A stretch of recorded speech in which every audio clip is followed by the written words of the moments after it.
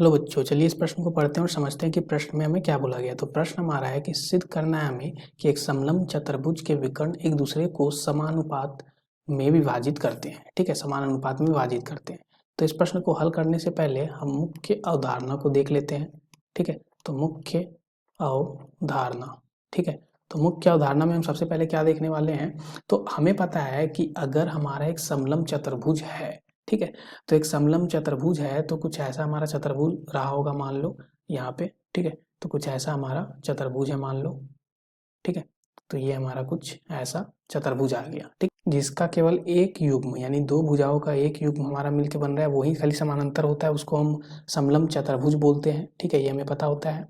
अब मान लो कि हमारा अगर यहाँ पे कोई अगर ये समलंब चतुर्भुज हमारा ABCD है, ऐसा मान लेते हैं। तो अभी मुख्य अवधारणा में हम सबसे पहले देखने वाले हैं कि अगर हमारा यहाँ पे अगर कोई दो त्रिभुज है, ठीक है, अगर त्रिभुज मान लो कि माना, ठीक है, माना त्रिभुज अगर हमारे ABC और हमारे त्रिभुज यहाँ पे मान लो कि हमारा यहाँ पे कौन सा है, तो यहाँ पे हम मानते हैं, चलो एक यहाँ पे उदाहरण के तौर पे मान लेते हैं दो त्रिभुज हमारा एक DOC मान लेते हैं। ठीक है, यहाँ पे हम मानते हैं DOC और दूसरा त्रिभुज हमारा मान लो AOB है।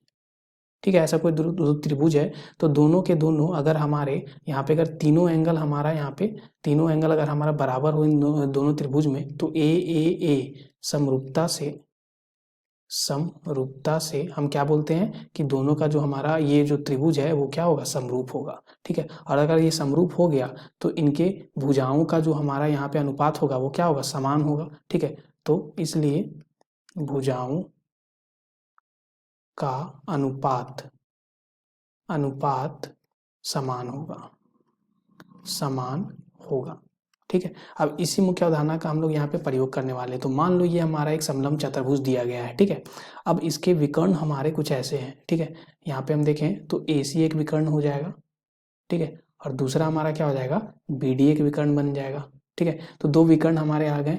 अब ये जो बिंदु है वो O है मान लो। ठीक है, तो यहाँ से अगर हम देखें तो हमें यहाँ पे क्या क्या दिया गया है, तो एक यहाँ पे जो हमारा है सबसे पहले अगर हम देखें तो हमारा अगर हम बात करें तो यहाँ पे चतुर्भुज समलंब चतुर्भुज। ठीक है, चतुर्भुज यहाँ पे ABCD में अगर हम देखें तो हमारा क्या क्या है, तो AB जो है वो समानांतर है CD के। ठीक है, AB समानांतर है CD के। और दूसरा चीज हम देखें तो हमारा क्या है यहाँ पे, तो ये भी हम देख सकते हैं कि हमें जो सिद्ध करना है वो क्या सिद्ध करना है कि एक दूसरे को जो विकर्ण है वो समानुपात में विभाजित करते हैं। तो हमें यहाँ पे सिद्ध करना है। ठीक है, तो हमें सिद्ध करना है, सिद्ध क्या करना है हमारे, तो सिद्ध करना है हमें कि यहाँ पे जो विकर्ण है वो एक दूसरे को समानुपात में विभाजित कर रहे होंगे। ठीक है, यानी कि हमें सिद्ध करना है यहाँ पे कि जो हमारा OA है बटा OC वो हमारा किसके बराबर हो जाए, OB बटा यहाँ पे OD के। ये हमें सिद्ध करना है। अब चलिए इस प्रश्न को हल करते हैं। तो बात करते हैं सबसे पहले हम त्रिभुज, यहाँ पे हम बात करते हैं DOC में, DOC तथा त्रिभुज हम बात करते हैं यहाँ पे AOB में। ठीक है, तो दोनों में बात कर लें तो DOC और AOB में, तो DOC और AOB में अगर हम देखें तो हमें क्या क्या मालूम है यहाँ पे, तो हमें मालूम है कि जो हमारा AB है वो हमारा समानांतर है DC के। ठीक है, तो यहाँ पे हमें क्या मालूम है कि AB हमारा समानांतर है DC के। ठीक है, एक चीज़ ये मालूम है। तो ये अगर हमारा AB जो समानांतर DC के है तो हम यहाँ से बोल सकते हैं कि जो हमारा कोण होगा ODC वो हमारा बराबर होगा DBA के। ठीक है, तो ODC यानी कि ये कोण हमारा यहाँ पे हम किसके बराबर लिख रहे हैं हम, तो OBA के, माफ कीजिएगा यहाँ पे D नहीं, OBA। ठीक है, तो यहाँ पे हम लिखेंगे OBA के, इसके हमारे बराबर होगा दोनों कोण। ठीक है, किससे हम बोल पाएंगे ये, ऐसा हम क्यों बोल पाएंगे, तो ये हम बोल पाएंगे क्योंकि दो भुजा, इसके जो हमारे भुजा हैं वो हमारे समानांतर हैं, तो ये हमारा जो कोण होगा वो बराबर होगा, ये हम बोल पाएंगे एकांतर कोण से। ठीक है, तो एकांतर कोण से।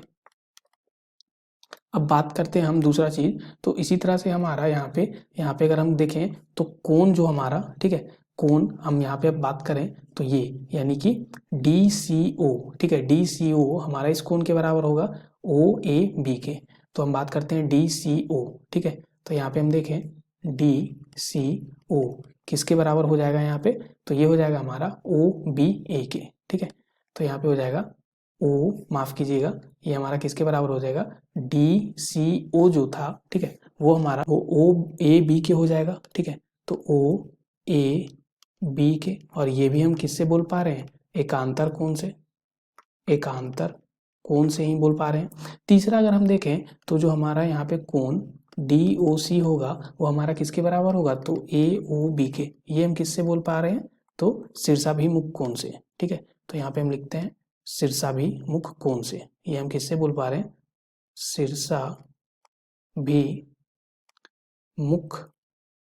कोण से, ठीक है। तो शीर्षाभिमुख कोण से हम बोल पा रहे हैं इसको कि ये दोनों भी हमारे क्या होंगे, ये और ये हमारे बराबर होंगे, ठीक है। अब तीनों कोण हमारे इन दोनों त्रिभुज में बराबर हो गए, तो हम क्या बोल पाएंगे कि इसमें हमारा कौन सा समरूपता आ रहा होगा, तो AAA समरूपता से हम क्या बोल पाएंगे कि जो त्रिभुज हमारा DOC है वो समरूप हो गया किसके, तो त्रिभुज AOB के, ठीक है। अब दोनों त्रिभुज अगर समरूप हो गए तो इनके भुजाओं का अनुपात भी हमारा समान होगा, किससे हम बोल पाएंगे, तो अगर दोनों त्रिभुज हमारा समरूप हो गया तो ए समरूपता से हम बोल पाएंगे कि यहाँ पे जो हमारा OA बटा, इसलिए यहाँ पे OA बटा OC जो हो जाएगा वो OB बटा OD के हो जाएगा, और यही हमें क्या करना था, सत्यापित करना था। तो ये हमने सत्यापित कर दिया। तो आशा करते हैं कि आपको ये प्रश्न का हल समझ में आ गया होगा। धन्यवाद बच्चों।